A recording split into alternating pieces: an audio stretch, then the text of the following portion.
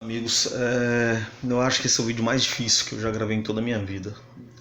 Eu peço encarecidamente, como um filho, com o coração partido, a cada um de vocês que compartilhem esse vídeo. Precisamos da ajuda das pessoas para que possamos clamar por justiça.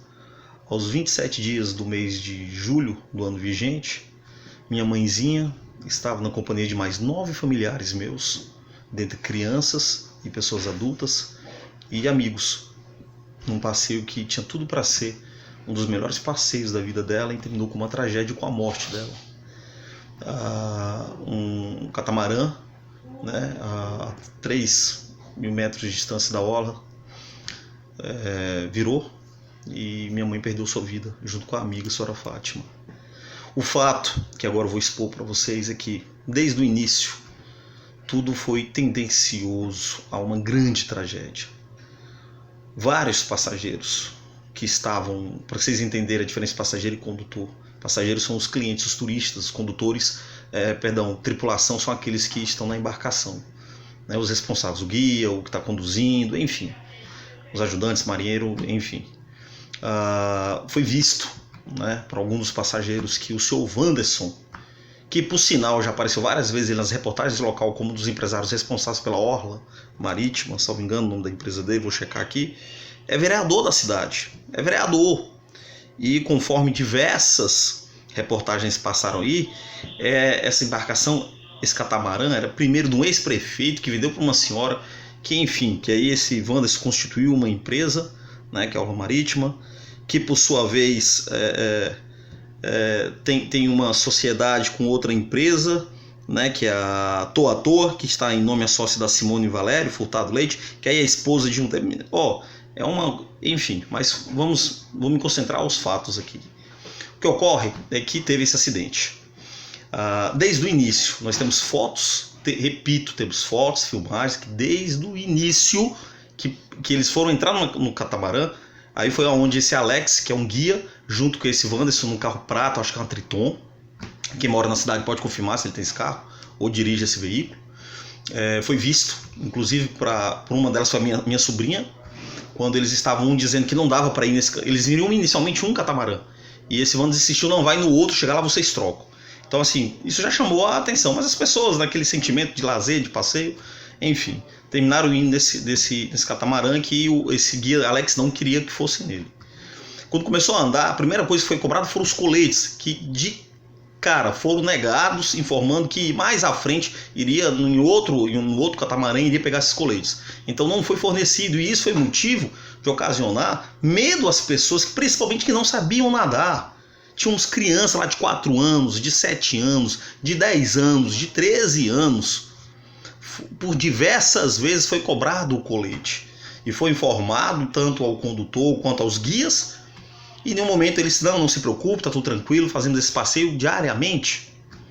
E foram navegar numa área que nem os próprios catamarãs que estão legalizados a rodarem lá têm a permissão, e eles não tinham permissão para estarem funcionando, conforme reportagens, e aí nós podemos provar por diversas reportagens da Associação dos Catamarãs e outras coisas mais do meio, acho que é meio ambiente, enfim, de que eles não estavam desde 2008, quando mudou de gestão de prefeito, entrou uma nova gestão, aquela coisa toda, 2018, perdão, e aí, enfim, essa empresa parece que é de hoje ex-prefeito, enfim, a confusão é grande, como, repito, conforme foi noticiado na imprensa. E aí era de ex-prefeito, que agora foi vendido para uma senhora, que aí esse vereador, e ninguém falou o nome vereador nas reportagens, interessante isso. Fato é que perdemos 2 vidas. 2 vidas. E isso não tem preço, meus amigos. E isso não tem preço. Perdemos o nosso maior patrimônio. Perder um ente querido de uma forma natural já é dolorosa. Agora vocês imaginem perder de uma tragédia como essa.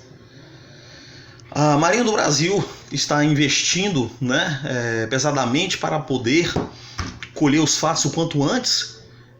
Uma vez que no dia seguinte o catamarã, foi quando ele foi puxado do mar, que ele chegou a afundar, chegou praticamente quase que inteiro, e depois no dia seguinte estava todo destruído, dificultando então a perícia, né, por parte também dos órgãos competentes. A Marinha, por sua vez, estamos indo para lá agora dia 26, vamos permanecer 26, 27, 28, dia 27 e 28 seremos ouvidos pela Marinha, levando fotos, filmagens, e baseado nisso entrei em contato com o delegado de polícia para que ele pudesse nos ouvir antes da reportagem que ontem veio ao ar, ontem dia 20 de agosto. Liguei na sexta-feira, me informaram que ele só trabalha terça, quarta e quinta. Quando foi na terça-feira eu ligo, ninguém me atende. Para minha surpresa, no final do dia aparece uma matéria, conforme a matéria, repito, a reportagem tanto em Alagoas como aqui no CFTV, segunda edição, que o delegado estava concluindo o inquérito até quinta-feira, pois conforme ele teria ouvido 13 pessoas e conseguiu chegar a uma conclusão. Vale ressaltar que dessas 13 pessoas, apenas 3 eram passageiros daqui de Fortaleza que estavam lá, né, do município de Eusébio, e 10 eram de lá. Dentre os 6, que é a tripulação deles lá, não sei o nome que dá técnico, e 4 deve ter sido dono de empresa, enfim, óbvio. E as vítimas não foram ouvidas, 3, que estavam em violenta emoção, pois estavam retirando as suas mãezinhas, ou seja, minha mãezinha, da UPA e do IML, e não foram chamadas para posteriormente esclarecer e mostrar as imagens, mostrar tudo que teria, e os outros tanto tinham 40, era o total de 50 e pouco menos os 6, a tripulação era 40 e tantas pessoas, ninguém foi chamada. E aí aparece que ele conseguiu concluir que o acidente foi ocasionado porque bateu numa pedra e vai indiciar por homicídio culposo o marinheiro, que não teve a intenção de matar. E aonde ficam as filmagens, as fotos que mostram que desde o início já tinha água? Aonde fica em ele ouvir essa discussão inicial de mudança do catamarã? Aonde fica a parte que não foi ouvida, de que todos questionaram o colete que não foi entregue e que eles estavam navegando no local que era proibido a navegação, assumindo o risco que isso é proibido porque pode ocorrer acidente? E aí ele não assumiu, no mínimo, um dolo eventual, que sabia que poderia ter um acidente e que nada poderia ser feito? Senhores, é uma verdadeira aberração jurídica. Aonde fica a parte de ouvir os maiores interessados, que são as vítimas, e ele, como autoridade competente, repito que tudo que eu estou dizendo aqui é mediante a reportagem que passou aí em Maceió e a que passou aqui no CFTV. Das palavras da boca dele, realmente não passou. Isso foi conforme a reportagem que recebeu em nota do delegado, tá aí para todo mundo viu, todo mundo assistiu. E aí não tem que ouvir as partes interessadas, onde nós temos novos fatos para ele, já que ele não quis ouvir, que temos fotos, temos tudo que ele poderia ouvir. Onde fica a parte que várias pessoas viram quando o cara estava com um balde na mão, olhou para o condutor e disse, cara, não tem mais o que fazer. Ou seja, que eles sabiam do problema já, desde o início que saíram da embarcação e nada foi feito, vai ser homicídio culposo. O que causa tamanha estranheza é eu ter entrado em contato sexta-feira com a delegacia, bem antes da informação disso, e o que me atendeu disse que o delegado só trabalha de terça, quarta e quinta. Terça-feira entrei em contato, ninguém me atendeu. Na quarta, que é hoje, dia 21 de agosto, o que eu tive como resposta não sei se é inspetor escrivão Eric, informando, eu liguei às 8 da manhã, informando que o delegado só chegava às 9h30, 10 horas da manhã, mas do que se tratava, eu expliquei tudo isso que expliquei agora para os senhores, que nós estávamos indo para Maceió agora dia 26, 27, 28, e que gostaríamos de ser ouvido pelo delegado, que ele não encerrasse o inquérito, pedisse um prazo a mais ao Ministério Público, prorrogasse esse prazo, uma vez que teríamos imagens, que teríamos novas informações, já que ele não apurou, que poderia mudar, quem sabe, o posicionamento dele, de indiciar apenas uma pessoa, e os responsáveis pelas empresas não vão, vai só o marinheiro. Eles estavam navegando, eles não tinham autorização para navegar e estavam fazendo um serviço que inclusive o Ministério Público já tinha, parece que atuado, algo desse tipo, conforme também passou em reportagem, e nada vai acontecer, não vão ser indiciados os proprietários também, dentre eles um vereador. Senhores, aí eu tenho de resposta do Eric, às 10 e pouco da manhã, ligo, o delegado já chegou, não, ele não vem mais para a delegacia hoje nem amanhã, foi para Maceió. Como assim? Mas eu passei o seu recado, o senhor Paulo, na íntegra para o delegado. É o perfeito, ele vai nos ouvir? Não, ele só ouviu, ficou mudo, desligou. Ué, peraí, Eric, como assim? Ficou mudo, você contou tudo, explicou que nós queríamos ser ouvidos, só ficou calado e desligou? Sim, Paulo, foi isso que ele fez. Não disse nada.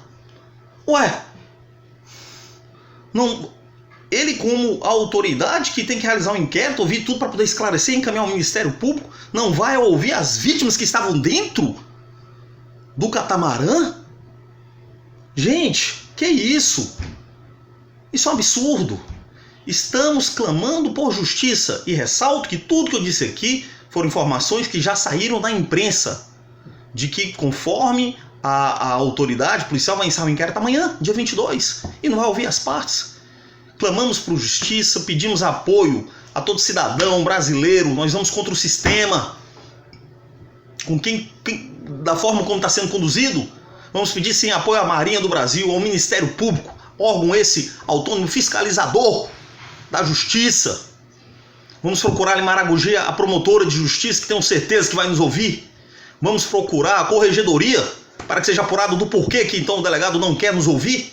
Com qual intuito, por que ele não prorroga o prazo, uma vez que ele foi cientificado pelo seu escrivão, e ele teria o tempo hábil de solicitar sim, uma vez que ele já não teve a atitude de chamar nenhuma das partes, ou seja, dos envolvidos, das vítimas. Então por que, já que ele não teve essa atitude, no momento que nós cientificamos que iríamos, conforme pode confirmar a Eric, que é aí de Maragogi, policial, não sei se é escrivão ou agente, simplesmente ficou calado e desligou? Clamamos por justiça, gente. Peço ajuda encarecidamente a cada um de vocês. Obrigado pela atenção.